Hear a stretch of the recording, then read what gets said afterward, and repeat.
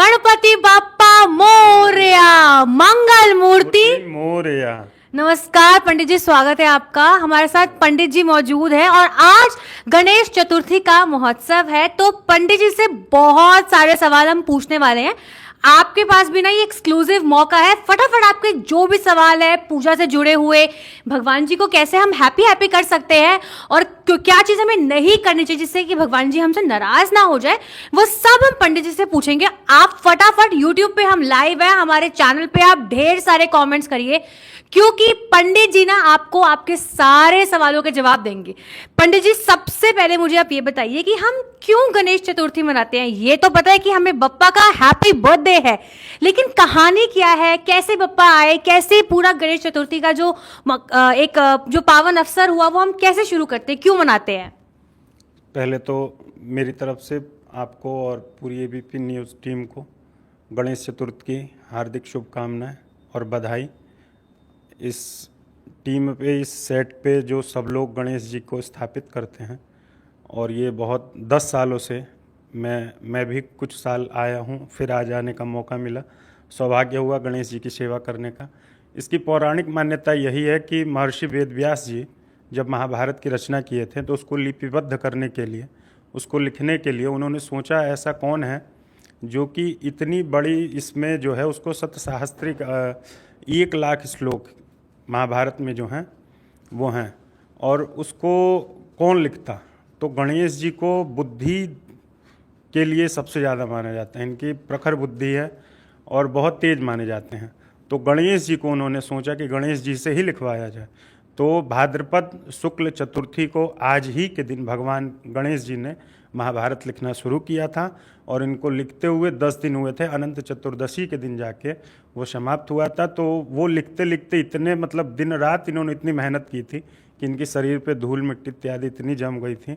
तो फिर इनको ले जाके वहाँ अनंत चतुर्दशी के दिन स्नान कराया गया, और उस दिन से उसी मान्यता को मानते हुए हम लोग इसको अभी भाद्रपद शुक्ल चतुर्थी को इसको मनाते हैं और गणेश जी का पूजन करते हैं। अच्छा पंडित जी, जैसे आपने ये थोड़ा टेक्निकल टर्म बताया भाद्रपत्र, अब जैसे कई सारे हम यंगस्टर्स हैं जिन्हें नहीं समझ में आएगा कि ये होता क्या है, तो अगर हम इसे नॉर्मल टर्म में आपसे पूछे तो इसे हम क्या कह सकते हैं, मॉनसून का महीना या फिर हम क्या कह सकते हैं। ये वर्षा, हाँ मॉनसून, वही ये समर समझ के मतलब मॉनसून आ गया तो मतलब मॉनसून में हमें इनका स्वागत करते हैं। हाँ भादों का महीना ही कहते हैं जिसे, या ये अधिकतर अगस्त सितंबर में हर साल लगभग। विश्वकर्मा पूजा हमेशा 17 सितंबर को होती है, तो इसी के आसपास ये गणेश चतुर्थी जो है 10 दिनों का भगवान का महापर्व जो है, भगवान गणेश का, विघ्नहर्ता गणेश जी का महापर्व हम लोग इसी में मनाते हैं 10 दिन। अच्छा अभी चलो हमने इनके बर्थडे की कहानी सुन ली, लेकिन इनकी पूजा में हमें क्या क्या चीज़ों का ध्यान रखना चाहिए कि हमें ये चीज़ बिल्कुल करनी चाहिए जिससे ये एकदम हमसे खुश हो जाएं और बहुत सारा हम पे अपना प्यार बरसाए। कैसे हम इन्हें इनकी पूजा में ध्यान रखें कि क्या क्या हमें करना चाहिए। सबसे पहले गणेश जी के लिए बताया गया है कि इनको सबसे प्रिय मोदक होता है ना।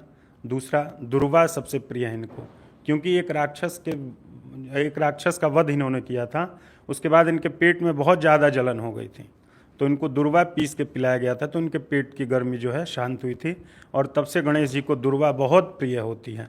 मोदक इनको खाने में बहुत, मूंग की दाल की मोदक हो इनको बहुत अच्छा लगता है। गन्ने का रस हो गणेश जी के लिए कहा गया है, और एक श्लोक में बताया भी जाता है, गजाननम भूतगणादिसेवितम कपित्त जम्बू फलचारु भक्षणम उमाशुतम शोक विनाशकारकम नमामि विघ्नेश्वर पाद पंकजम। यानी गज के आनंद, यानी गज के समान मुख वाले, कान वाले भगवान भूतगणादि से सेवित, भूतगणों से सेवित होते हुए कपित जम्बू फल, कपित का कैथा का फल जो होता है, और जम्बू यानी जामुन जो है, जामुन भी इनको सबसे प्रिय होता है, वो बड़ी रुचि से उसको खाते हैं, और ऐसे गणेश जी को हम लोग नमन करते हैं। इस श्लोक में यही था। और गणेश जी को तुलसी नहीं चढ़ानी चाहिए कभी भी। तुलसी जो है, तुलसी इनके द्वारा श्रापित हैं। तुलसी ने कभी इनका उपहास किया था एक प्रकार से, है ना, कि ये लंबोदर हैं तो ऐसे हैं। तो गणेश जी ने उपहास से इनको बहुत बुरा लगा था, तब से इन्होंने कहा था कि तुलसी मेरे ऊपर जो भी चढ़ाएगा मैं उसको फल नहीं दूंगा या उससे रुष्ट हो जाऊंगा। तो इसलिए गणेश जी को कभी भी तुलसी नहीं चढ़ाते हैं। और इनको मोदक दीजिए, हरी दुर्वा दीजिए, गन्ने का रस दीजिए, पीली वस्तुएं हैं, इन गणेश जी को सबसे ज़्यादा प्रिय होती है। तो देख रहे हो अब आप सब लोग, इसलिए पंडित जी और मैं एकदम पीले पीले कलर के कपड़े पहन कर आ गए हैं। तो आप भी जब गणेश जी की पूजा करें, गणेश जी गणपति बप्पा, और लोग हमारे साथ जुड़ रहे हैं, जुड़ो, आपके जो भी सवाल है पंडित जी से पूछिए। तो तुलसी बिल्कुल भी आप मत रखना, वरना गन्नू जी आपसे नाराज हो जाएंगे बिल्कुल, और इतनी सारी चीजें आप जरूर रखना। अच्छा पंडित जी, मुझे आपसे और ये चीज जाननी है कि अगर हम, जैसे कई लोग होते हैं पूरे 10 दिन का त्योहार चलता है, कुछ दिन अपने घर पे एक दिन रखते हैं, कुछ 7 दिन रखते हैं, तो हम अब कुछ लोग कहते हैं कि नहीं पूरे 11 दिन ही रखने चाहिए, तो हम कितने दिन जो है गन्नू जी को अपने घर पे रख सकते हैं, कि मतलब इतना रखना मैंडेटरी है, इसके बाद चाहे तो आप इन्हें विसर्जित कर सकते हैं? देखिए, गणेश जी का पूजन आपने किया, ठीक है, तो इसकी मान्यता यही, आप अपने सामर्थ्यानुसार, मानिए आपको बहुत ज़्यादा कार्य हैं, तो अब इनको रखने का मतलब हुआ जब इनकी प्रतिष्ठा कर दी जाती है हमारे वैदिक मंत्रों के द्वारा, जब इनका आवाहन कर दिया जाता है और इनकी जब प्रतिष्ठा कर दी जाती है वैदिक मंत्रों से, तो उसका नियम ये होता है कि सवेरे शाम इनका भोग लगाना, पूजन करना, ब्राह्मण को बुला के, है ना, भोग लगवाना, पूजन करना, ये सब दोनों समय जो है नियमित चलना चाहिए।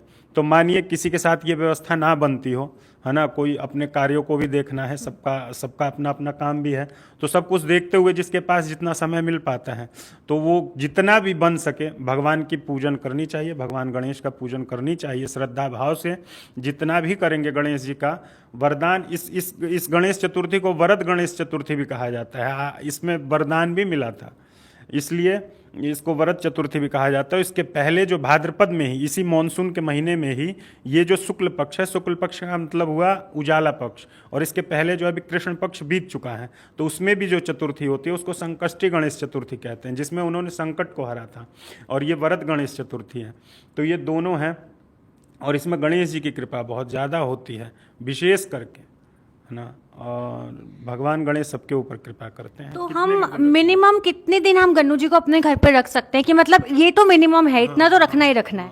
24 घंटे भी रख लें, है ना, 24 घंटे के भीतर भी, विषम दिनों में अगर 24 घंटे में आपने विसर्जित कर दिया तो ठीक है, नहीं तो किसी भी विषम दिन में, 1 दिन, 3 दिन, 5 दिन, 7 दिन, 9 दिन, 11 दिन के भीतर अनंत चतुर्दशी तक ले जाके इनको विसर्जित कर दिया जाता है। उससे अधिक नहीं रखा जाता, क्योंकि उसके बाद पितृपक्ष शुरू हो जाता है, जिसे हम श्राद्ध भी कहते हैं। हाँ, महालया, पितरों का श्राद्ध जिसमें किया जाता है।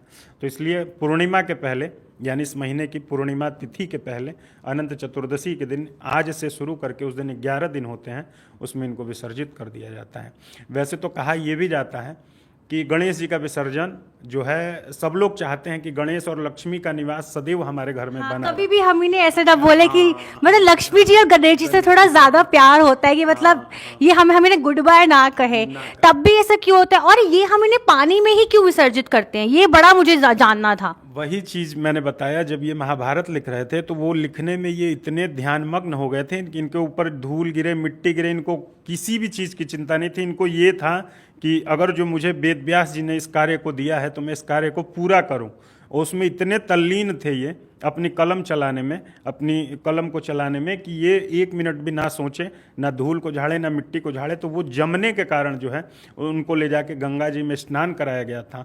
तो उसी मान्यता को मानते हुए भी हम लोग उसी परंपरा को, ऋषियों महर्षियों की परंपरा को आज भी निर्वहन कर रहे हैं, और हमारी भारतीय संस्कृति में उसका परिचलन अभी तक चल रहा है, उसी को हम लोग भी मनाते हैं। मतलब देखो गन्नू जी ना बिल्कुल एकदम डेडिकेटेड थे कि मुझे जो काम मिला है मैं वो करूंगा, फिर चाहे आंधी आए, तूफान आए, बारिश आए, कुछ भी आए, मैं अपने काम से बिल्कुल भी हटने वाला नहीं हूँ। तो अच्छा, ऐसा कोई स्पेशल कोई मंत्र या फिर स्पेशल कोई लाइन है जिससे हम एकदम गणेश जी से एकदम डायरेक्ट अपना कांटेक्ट बना सकते हैं? ऐसा कोई स्पेशल मंत्र वगैरह है? इनके कुछ नाम हैं, जैसे कहा जाता है सुमुखश्च एकदन्तश्च कपिलो गजकर्णक लंबोदरश्च विकटो विघ्ननाशो विनायक। ये 8 नाम जो है भगवान गणपति के, इन 8 नामों को ले लेने से, ये 8 इनके अवतार भी बताए गए हैं, और उसी को ले लेने से भगवान गणेश की बहुत ज़्यादा कृपा होती है। उसके बाद ये भी कहा जाता है कि वक्रतुंड महाकाय सूर्यकोटि समप्रभ निर्विघ्नं कुरु मे देव सर्वकार्येषु सर्वदा। भगवान गणेश जो है सभी विघ्नों को हरते हुए हम लोगों के ऊपर सदैव कृपा बनाए रखें, ऐसा आशीर्वाद हम लोग सभी लोग मांगते हैं। और इन्हीं मंत्रों के द्वारा इनका पूजन कर देने से भगवान गणेश भगवान शिव की भांति, अपने पिता की भांति ये भी तुरंत प्रसन्न हो जाते हैं। आप 5 दुर्वा उठा के चढ़ा दीजिए गणेश जी को, गणेश जी की प्रसन्नता हो जाती है और कितने भी बिगड़े हुए काम हो उन सबको भगवान बना देते हैं। भगवान गणेश ऐसा करते हैं। अच्छा पंडित जी, एक सवाल ना मैं आपसे पूछना चाहती हूँ। इतने सारे आपने भी श्लोक बताए, हमें पूरी लाइन बताई, आपको याद कैसे हो जाता है इतना सारा? ये भी गणेश जी की ही कृपा है, क्योंकि हम लोग आप मतलब किसी के माध्यम से या फिर अब हम लोगों का प्रतिदिन पूजन करना, गणेश जी का पूजन अवश्य करते हैं। सवेरे उठते ही सबसे पहले गणेश जी का ही नाम लेता है आदमी। हाथ को देखते हुए भगवान लक्ष्मी, कराग्रे वस्ते लक्ष्मी, कर मध्य सरस्वती, कर मूले स्थितो ब्रह्मा, प्रभाते कर दर्शनम करके और भगवान गणेश को ही याद करके हम लोग अपने दिन को शुरू करते हैं। और भगवान गणेश हम लोग कभी भी जो है किसी भी पूजन को करें, अब मानिए हमारा काम है पांडित्य करना, ठीक है, हम लोग पूजन पाठ जहाँ भी कराने जाते हैं तो सबसे पहले सर्वप्रथम गणेश जी की ही पूजा करते हैं। जहाँ जैसे कोई भी पूजन हो, छोटा हो या बड़ा हो, है ना, उसमें गणेश जी का पूजन सर्वप्रथम होता है। ऐसी भी मान्यता है भगवान शिव के विवाह में भी गणेश जी का पूजन हुआ था। कैसे? वो तो उनके बेटे है, तो कैसे हुआ? पूछ लीजिए। अब यही बता रहा हूँ मैं। गणपति जो है ये एक पद है ना, ये एक पद है जिसपे मतलब कहा गया है गणों के ईश, है ना। तो उस पद पे पहले, इनके पहले भी उस पे कोई बैठा हुआ था, उस पद पे नाम था गणपति ही। लेकिन जब भगवान शिव को जब पुत्र उत्पन्न हुए तो उन्होंने उस पद पे इनको बिठा दिया। इतने प्रसन्न हुए थे कि इन्होंने क्या कहते हैं, अपनी माता की रक्षा के लिए अपना सर कटा दिया, है ना। तो ये पूरे संसार की रक्षा भी बड़े अच्छे से करेंगे और पूरी संसार, गणों के ईश यानी सभी देवताओं के ईश हैं ये। सबसे प्रथम जो है इन्हीं की पूजा इसीलिए की जाती है। और भगवान शिव, भगवान सबके विवाह में इनका पूजन किया गया है, क्योंकि वो एक पद है और उसी मतलब गणेश का एक पद है, गणों के ईश, है ना, प्रधान नायक जैसे हो गए, तो वही है ये भगवान गणेश और उन्हीं का पूजन हम लोग भी। मेरे पास कुछ सवाल आ रहे हैं कि जैसे वो भी जरूर, मतलब मेरे जो व्यूअर्स हैं वो भी जानना चाहते हैं और मैं भी पूछना चाहती हूँ। आप पंडित जी है, आपको सारे मंत्र पता है, सब कुछ पता है कि कैसे हम गन्नू जी को खुश कर सकते हैं। एक कोई बता दो जिससे मेरे और मेरे व्यूअर्स के जितने भी मतलब हमारे सवाल एकदम ठीक हो जाएंगे। तो ये हमें प्रॉब्लम है, ये मंत्र सीधा कॉन्टैक्ट हम गणेश जी से हो गए। एक कोई भी मंत्र बता दो इजी सा जो हम याद कर सके। सीधा सा अगर जो हम बोल दें ओम गंग गणपतये नमः, इसका जप 5 बार 11 बार प्रतिदिन करें ना, ओम गंग गणपतये नमः, तो सारे काम हमारे अवश्य बन जाएंगे।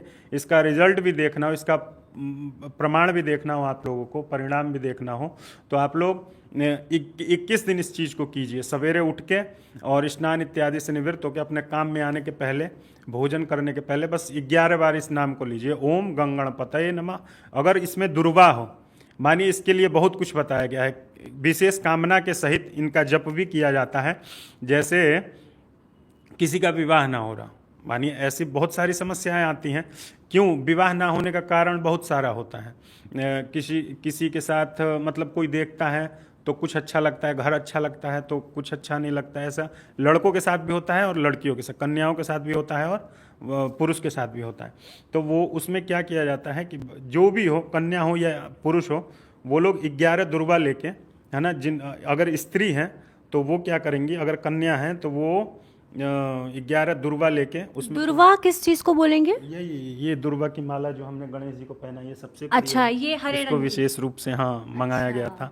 यही दुर्वा है। दुर्वा घास कहीं भी उपलब्ध है, किसी भी पार्क इत्यादि में, कहीं भी साफ सुथरी जगह से देख के इसको ले लिया जाता है। और इसमें जो है सिंदूर, थोड़ा सा घी लगा के और सिंदूर लगा के 21 गणेश जी के पास अर्पित कर दे। 11 दिन करेंगे, आपको उसका भी रिजल्ट अच्छा मिलेगा। मतलब कोई भी हमारी समस्या हो, बॉस को खुश करना हो, कुछ भी हो कि मतलब हमारी सैलरी बढ़ जाए, इंक्रीमेंट हो जाए, ये सब पे कर सकते हैं।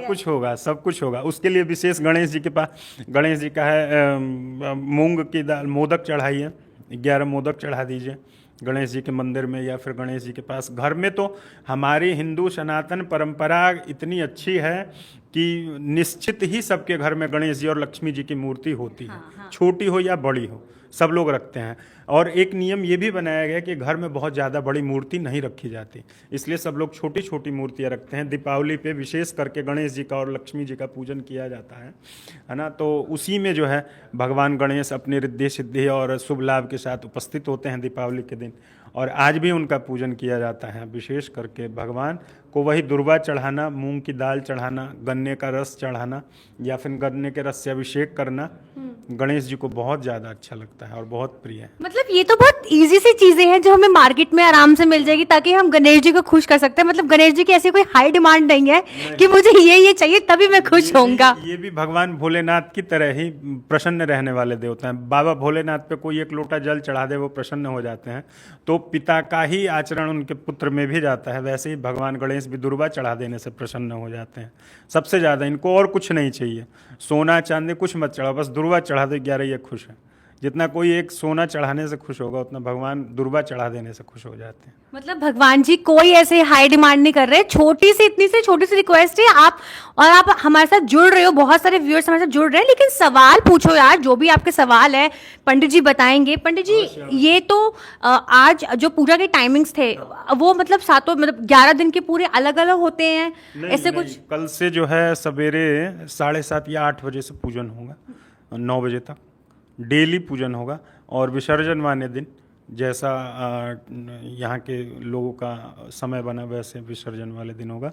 नहीं तो इन 9 दिनों में डेली 8 बजे के आसपास पूजन शुरू हो जाएगा प्रतिदिन। हाँ। अच्छा, कोई स्पेशल मतलब या फिर आपको हमें ऐसी कुछ चीज़ें जब मूर्ति जब हम खरीदने जा रहे हो तो मतलब जैसे आपने बताया कि बहुत बड़ी बड़ी मूर्तियां लोग अपने घर पे नहीं रखते, लेकिन अक्सर जब हम देखते हैं जब लोग विसर्जित कर रहे होते तो काफ़ी बड़ी बड़ी मूर्तियां भी विसर्जित हो रही होती है। तो अगर हम घर में लेकर आ रहे हैं तो हमें कितने मतलब ध्यान रखना चाहिए कि इतना जो है गणेश जी की इतनी बड़ी मूर्ति हो, इतनी छोटी हो, किस मतलब कितना हम ध्यान रखें ऐसे? जैसे मैंने ये चीज़ कहा कि घर पे जो है जो दीपावली में हम लोग पूजन करते हैं या जो हमेशा रखते हैं घर में, वो मूर्ति छोटी छोटी होनी चाहिए। और ये जो है अगर जो कहीं मंच बना के या फिर कहीं पंडाल बना के गणेश जी का मंडप सजा के रख रहे हैं तो उसमें समिति इत्यादि होती हैं या फिर घर के लोग भी बनाते हैं, तो इसमें बड़ा रखने पर कोई दिक्कत नहीं। 11 दिनों में जितनी भव्य मूर्ति ले उतना ही अच्छा है, क्योंकि उनको विसर्जित कर देना है।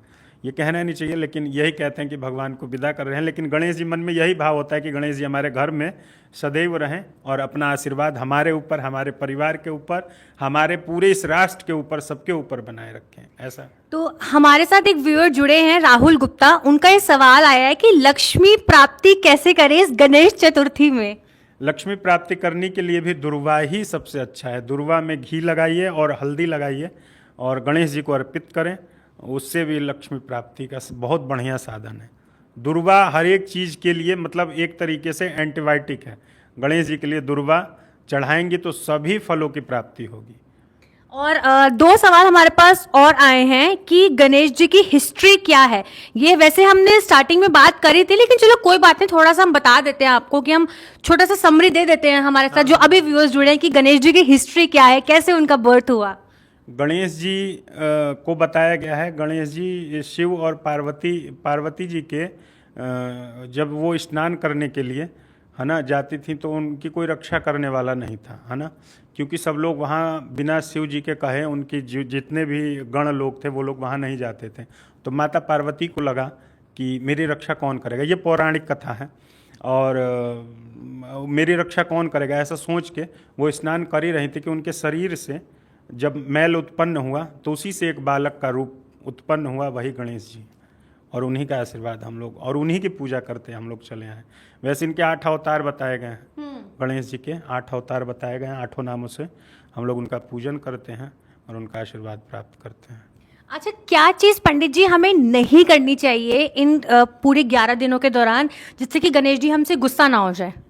गणेश जी का अगर मूर्ति रखा है घर पे तो सबसे ज़्यादा ख्याल रखना चाहिए, अगर मूर्ति रखा है आपने तो उनका पूजन अवश्य करें, सवेरे शाम दीपक जलाना, धूप बत्ती जलाना, आरती करना, जितनी श्रद्धा से हो सके, फूल माला, दुर्वा, मोदक, भांति भांति के प्रसाद चढ़ाइए, है ना, मोदक का चढ़ाइए, मूंग की मोदक के, बेसन के बने लड्डू हों तो ये सब करना चाहिए।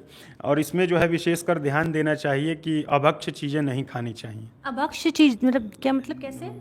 उसको यंगस्टर के लिए बताएं तो हाँ, नॉन क्योंकि पंडित जी थोड़ी ना हम नॉर्मल उसमें बात करते हैं, क्योंकि आप समझ रहे हो कि हम लोग ना समझ नहीं पाएंगे, ये तो टफ वर्ड हो गया। क्या कहते हैं, नॉन वेज इत्यादि नहीं खाना चाहिए इन दिनों में, है ना। और वैसे तो अब लहसुन प्याज भी कहें तो वो तो बच ही नहीं पाता, लेकिन उसको भी बचा ले तो अच्छी बात है। लेकिन वैसे गणेश जी घर पे नहीं, यहाँ हैं, तो यहाँ आप लोग नहीं बच पाए तो कोई बात नहीं, लेकिन भगवान इसको यहाँ आके पूजन करने के बाद ही आप लोग कुछ खाना हो तो खाइए, लेकिन नॉनवेज इत्यादि नहीं खाना चाहिए इन 10 दिनों में। भगवान गणेश का विशेष जो है आशीर्वाद इसी में बनता है। लेकिन आप लोगों को ये सब नहीं खाना चाहिए और ब्रह्मचर्य इत्यादि का पालन करना चाहिए, सबको ठीक से रहना चाहिए, है ना। इन सब चीज़ों पे ध्यान देते हुए ही गणपति का पूजन करें और उनका आशीर्वाद प्राप्त करें। एक पंडित जी हमारे पास ये सवाल आ रहे हैं कि घर में पैसे नहीं बचते हैं, बच्चे सुनते नहीं हैं बिल्कुल भी, तो कैसे उनको मतलब सुधारा जाए? ये सवाल पूछ रहे कि गणेश जी कुछ मदद कर सकते हैं इसमें हमारे? अवश्य अवश्य गणेश जी करेंगे। उन बच्चों के द्वारा, उन बच्चों के हाथ से स्पर्श करा के 21 या 11 दुर्वा जो है, 11 दिन गणपति के चरणों में हल्दी लगा के, उसमें थोड़ा सा घी लगा के, या फिर गाय का दूध मिले तो उस दूध को लगा के और हल्दी लगा के गणेश जी के पास अर्पित करें। उनकी कृपा अवश्य बनेगी। जो जिद्दी बच्चे होंगे वो लोग जिद नहीं करेंगे, भगवान गणेश की ऐसी कृपा होगी। अच्छा, जब हम गणेश जी को, ये सवाल भी हमारे साथ जुड़ रहे हैं कि जब हम गणेश जी को अगर भोग लगाएं तो हमें किन किन किन चीज़ों से हम उन्हें भोग लगा सकते हैं, और क्या भोग लगाते वक्त हमें पर्दा करना चाहिए? जैसे कई बार हम होते हैं कि जब मंदिरों में भी जब भगवानों को जब हम लोग भोग लगाते हैं तो पर्दा करते हैं, फिर उन्हें भोग दिया जाता है। तो क्या गणेश जी को भी जब हम अपने घरों में जब रख रहे हैं तो भोग क्या क्या, भोग में क्या क्या चीज़ें रखें, और क्या हम भोग लगाते वक्त पर्दा करें या ना करें? ये सवाल हमारे साथ जुड़ रहे हैं। देखिए, भगवान को भोग लगाते हुए सबसे पहले तो 3 चीज़ें बताई गई हैं कि उनका विशेष ध्यान देना चाहिए। भगवान गणेश को मोदक, बेसन के लड्डू, मूंग की दाल के बने हुए लड्डू हों, है ना, बेसन के लड्डू हों, पंचमेवा हो जिसमें 5 चीज़ें आती हैं, काजू किशमिश ड्राई फ्रूट्स हो गए, है ना, अखरोट भी गणेश जी को बहुत पसंद होता है। उस प्रसाद में 1 दुर्वा डालें या 2 दुर्वा डालें या 5 दुर्वा डालें। तुलसी पत्र कभी भी ना डालें गणेश जी के प्रसाद में। मैंने ऐसा भी देखा है कि कोई पूजन करता है गणेश जी का या फिर और देवताओं का, या कथा होनी होती है घर पे, कथा का प्रचलन तो सभी लोग जानते हैं, श्री सत्यनारायण भगवान की कथा सब लोग करते हैं, तो वो लोग पंचामृत बनाते ही उसमें जो है तुलसी पत्र डाल देते हैं। लेकिन ऐसा ना करें, उसमें तुलसी पत्र ना डालें। उस पंचामृत में से या तो गणेश जी को चढ़ाने के लिए निकाल के अलग रख लिया जाता है ना, और उसके बाद जो है उसमें तुलसी पत्र डालें। भगवान विष्णु को बताया गया है कि उनके लिए तुलसी पत्र डाला जाता है, या अन्य देवताओं को, हनुमान जी को, राम जी को तुलसी पत्र, है ना। दूसरी बात, पर्दा करने का नियम इसलिए बताया गया है कि मतलब भोजन जब हम भोग लगा रहे हैं उस भाव में भगवान का प्रसाद मतलब बहुत ज़्यादा देख ना पाए लोग, उसको ढक दिया जाता है कि भगवान उस समय पा रहे हैं। ये भाव होता है कि भगवान जो है ना उधर से, मैंने पर्दा किया है तो भगवान थोड़े से छुपे हुए हैं, है ना, और भगवान प्रसाद को पा रहे हैं, इसलिए कि मेरी तरफ नज़र होगा तो भगवान खाएंगे नहीं, इसलिए पर्दा किया जाता है। पर्दा करने का नियम इसलिए हुआ। और ऐसा भी बताया गया है कि 3 ग्रास जो हैं उस समय जब भोग लगाया जाता है तो ऐसे ग्रास भी दिखाया जाता है। 3 ग्रास जो है भगवान को प्रिय होता है ना, भगवान गणेश को या किसी भी देवता को, है ना। 33 कोटि यानी 33 प्रकार के देवता बताए गए हैं। कोटि लोग करोड़ कहते हैं, कोटि का अर्थ करोड़ होता है, लेकिन जो है भगवान गणेश को सबसे किसी का भी भोग लगाते हुए 3 ग्रास जो है, एक पहला ग्रास होता है गौ ग्रास, है ना, हम लोग भोजन बनाते हैं तो गौ के लिए जरूर निकालते हैं, तो वो जो गौ को खिलाते हैं वो भी भगवान को मिलता है। दूसरा ग्रास होता है अग्नि को, हम हवन करते हैं, वो भी भगवान को प्रिय होता है। और तीसरा होता है ब्राह्मण के लिए, तो उस समय जब हम भोग लगाते हैं यानी ब्राह्मण के ग्रास से, यानी अब ब्राह्मण भी भोजन करे इसलिए पंडित जी लोगों को लोग बुला के खिलवाते हैं, तो वो तीनों ग्रास जो है देवताओं को सीधे प्राप्त होता है। तो उस समय जो है, या हम लोग क्या कहते हैं ना, तो उस समय ब्राह्मण को तो बाद में खिलाने, पहले भगवान के लिए भोग लगा रहे हैं, तो उस समय ऐसे भी हाथ कर देने से गौ के समान जो बन जाता है, इससे भी भगवान प्राप्त कर लेते हैं। तो भोग लगाते समय ऐसे हाथ कर देने से और 5 बार जो है घुमा के जल चढ़ा देने से, ओम प्राणाय स्वाहा अपा प्राण मतलब 5 वायु बताई गई हैं, प्राणाय, अपानाय, व्यानाय, उदानाय, समानाय। इन 5 वायु से भगवान जो है मेरे इस प्रसाद को ग्रहण करें। और मानस में भी बताया गया है कि तुम्हि निवेदित भोजन करहि, प्रभु प्रसाद पट भूषण भरहि। तुमको निवेदित करके मैं भोजन करता हूँ हे भगवान गणेश, या फिर जो भी देवता का भोग लगा रहे हो तुम्हें निवेदित भोजन करहूँ, प्रभु प्रसाद पट भूषण बढ़ाऊँ, प्रभु प्रसाद जो है वो मुझे ग्रहण हो, उसका जो है आशीर्वाद मुझे मिले। ये ना मैं सच में आपसे पूछने वाली थी कि इसका हिंदी ट्रांसलेशन क्या होगा, क्योंकि याद ही नहीं होते हैं हमें संस्कृत के श्लोक। हाँ, अच्छा पंडित जी, एक सवाल ये आया है कि हमें अपने घर में जब हम जब गणेश जी को रख रहे हैं तो कोई ऐसी दिशा का भी ध्यान हमें रखना चाहिए कि यहाँ रखें या कहाँ रखें? गणेश जी देखिए, गणेश जी को एक चीज़ और बताया गया है, घर में रखने से वास्तु दोष भी खत्म होता है। तो अगर मानिए अब मेरी गली ऐसे है और मुझे दरवाज़ा लास्ट में दक्षिण की तरफ ही बनवाना पड़े। दक्षिण यानी दक्षिण साउथ। देखो गुस्सा मत होना, मैं आप लोगों के लिए कर रही हूँ ऐसे। हाँ जी पंडित जी। अगर पंडित जी को अंग्रेजी ना आए तब तो वो परेशान हो जाएंगे। तो साउथ साइड में अगर दरवाजा बनवाना पड़े तो वास्तु में बताया गया है कि दक्षिण की तरफ दरवाजा नहीं रखना चाहिए, उत्तर पूरब की तरफ दरवाजा अच्छा होता है, शुभ होता है। क्योंकि घर जब बनता है तो उसमें वास्तु का बहुत बड़ा अगर वास्तु दोष हो जाता है घर में तो उसमें रहने वाले सभी लोग परेशान हो जाते हैं, शारीरिक मानसिक हर एक तरह से परेशान हो जाते हैं। तो उसमें कहा गया है कि गणेश जी की एक छोटी फोटो हो या प्रतिमा हो दरवाजे के पास रख देने से वो दोष खत्म हो जाता है। मंदिर में जो है भगवान गणेश को अगर आपका मंदिर पश्चिम की तरफ है और इनको पूर्वाभिमुख रखते हैं तो बहुत सुंदर होता है। पूरब की तरफ ही मुख रखें या फिर पश्चिमाभिमुख रखें तो भी अच्छा है, क्योंकि आप पूजन करते समय या तो पूरब की तरफ हो आपका मुख या पश्चिम हो, है ना, वेस्ट और नहीं तो ईस्ट नहीं तो वेस्ट, इन्हीं दोनों दिशाओं में इनको रखना अच्छा होता है ना। और लास्ट में नहीं तो इनको फिर उत्तर की तरफ रखा जाता है। तो अगर जो गणेश जी का मुख उत्तर की तरफ होगा तो हम लोग दक्षिण बैठ के पूजन नहीं कर सकते हैं, दक्षिण यानी साउथ बैठ के पूजन नहीं कर सकते हैं। नॉर्थ साइड में गणेश जी का मुख नहीं रहना चाहिए। हाँ ठीक है। अच्छा पंडित जी, एक चीज़ मुझे और जाननी है, ये भी हमारे साथ सवाल जुड़ रहे हैं कि अगर जब हम गणेश जी की मूर्ति अपने घर पे लेकर आएँ तो मतलब ऐसा कुछ, जैसे गणेश जी की बहुत सारी मूर्तियाँ होती हैं, कोई डांसिंग में होती है, छोटे होते हैं, क्यूट से होते हैं, नॉर्मल इस तरीके से है, तो ये भी हमें कुछ ध्यान रखना चाहिए कि हम इस तरीके की मूर्ति ही लेकर आ सकते हैं, कोई और मूर्ति लेकर नहीं आ सकते? इस गणेश चतुर्थी इस पे जो है महापर्व बताया गया है, विशेष गणेश जी के लिए ही इस पर्व को बताया गया है। ठीक है, तो इसमें जो है गणेश जी की एकल यानी अकेले जो है उनकी जो मूर्ति है उसी का पूजन किया जाता है विशेष करके। दूसरी बात, इसके साथ विशेष अनुष्ठान होता है या फिर विशेष महायज्ञ होता है। तो मिट्टी के बने, ठीक है, मिट्टी से बने शिव जी, है ना, रुद्र इत्यादि, पार्वती, गौरी, गणेश, ये सब बना के उनका पूजन हम लोग करते हैं या करवाते हैं विशेष अनुष्ठान में। लेकिन यहाँ विशेष करके गणेश जी का है तो इनका सिंगल मूर्ति ही लेके आना चाहिए। और कभी भी इनका जो हाथ, ये देखिए आशीर्वाद देते हुए, है ना, चतुर्हस्त हो, 4 हाथ हो इनके, है ना, एक में शंख इनको भी सबसे प्रिय है, एक में मोदक, है ना, ऐसे एक से आशीर्वाद दे रहे हैं, एक में प्रसाद लेने के लिए हैं। इन 2 चीज़ों को ध्यान रखते हुए और 2 में जो है एक शंख और एक इनका अस्त्र जो है, ये भगवान गणेश की ऐसी मूर्ति लेते हुए मूर्ति पे थोड़ी मुस्कान होनी चाहिए, हंसते हुए हो। मतलब एक गणेश जी को कहा भी जाता है कि एक मित्र की तरह, अगर जो ये प्रसन्न हो जाते हैं तो एक मित्र की तरह व्यवहार गणेश जी का आशीर्वाद होता है। मतलब इन्हें अपनी टीम में करना बहुत ईजी है, बस छोटी छोटी चीज़ें करके, है ना, फिर गणेश जी हमारी टीम में हो जाएंगे।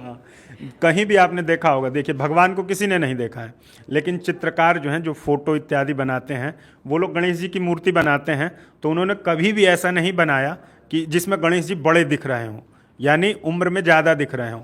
वो कभी भी ऐसे लगते हैं कि बाल रूप में ही हैं। गणेश जी को कभी भी बाल रूप में ही देखा गया है। इसलिए गणेश जी को हम लोग भी ऐसा समझते हैं कि गणेश जी जो है विद्या प्राप्ति के लिए, है ना, या पुत्र प्राप्ति के लिए, है ना, या फिर विघ्नों का नाश करने के लिए, किसी प्रकार से विघ्न हो तो गणेश जी का पूजन करने से बहुत ज़्यादा प्रसन्न होकर आशीर्वाद देते हैं। एक ये सवाल हमारे पास अभी आया है कि धार्मिक मान्यताएं क्या हैं, क्यों मनाई जाती है गणेश चतुर्थी? धार्मिक मान्यता है कि ये भी अभी मैंने एक पहले बताया था कि वेद व्यास जी द्वारा महाभारत लिखने पे ये पौराणिक कथा है। और एक चीज़ और बताया गया है कि इन 10 दिनों में जो है एक बार शंकर जी और पार्वती जी जो हैं, है ना, वो लोग पृथ्वी पे भ्रमण करने आए थे। तो कुछ समय के लिए वो लोग एक जगह बैठ गए किसी नदी के तट पे। वहाँ जो है उन लोगों को इच्छा हुई कि किसी चीज़ से हम लोग खेला जाए, कुछ खेला जाए। तो फिर हुआ कि इसमें फैसला कौन करेगा, कि क्या कहते हैं, कौन जीता कौन हारा, ये सब सोच के तो भगवान शिव ने काष्ठ से यानी लकड़ियों से और काष्ठ से लेके उसको एक मूर्ति का आकार दिया, है ना, मूर्ति बनाई। उस मूर्ति से गणेश जी जो है वो मूर्ति बनाई। उस मूर्ति को इन्होंने रखा कि ये हम लोगों का डिसाइड करेंगे कि कौन जीता कौन हारा इस खेल में। ये दोनों लोग खेलने लगे, भगवान शिव और माता पार्वती दोनों लोग खेलने लगे। तो लास्ट में माता पार्वती 3 बार उस खेल में जीत गई थी, लेकिन भगवान शिव ने एक बार उस मूर्ति से, अब मूर्ति जो बनी हुई थी जब उसमें प्राण आया था तो उसे लगा कि शिव जी ने मुझे बनाया है, तो उन्होंने शिव जी के पक्ष में ही कहा कि नहीं, शिव जी 3 बार जीते हैं। तो वहाँ माता पार्वती रुष्ट हो गई थी और उसको श्राप दिया था कि तुम यहीं मिट्टी के बन जाओगे। भगवान शिव ने उसमें प्राण डाले थे और माता पार्वती के श्राप से वो वहाँ मिट्टी की हो गई थी।